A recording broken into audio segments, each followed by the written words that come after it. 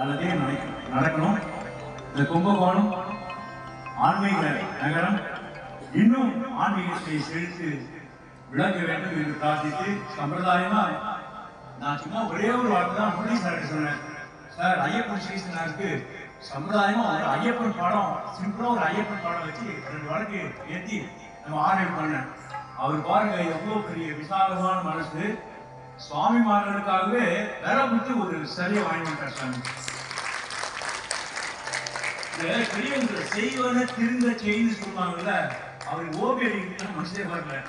என்ன வேணாலும் சர்வா ஆட்டை வாங்கிட்டார். ரொம்ப கஷ்டம். உடனே ஒரு 2 days இந்த மாதிரிலாம் கிடைக்கிறது எல்லாம் வந்து ஐயப்பன் நட்டா தான் அதெல்லாம் நடக்கும். அவரோ நீங்களோ நானும் நட்டா அதெல்லாம் நடக்காது. ரொம்ப சந்தோஷம். இங்க ஏற்கனவே எந்த குருசாமி போயிட்டார். ஒண்ணு அங்க போய் உட்காந்தா நான் என்ன பண்றேன்.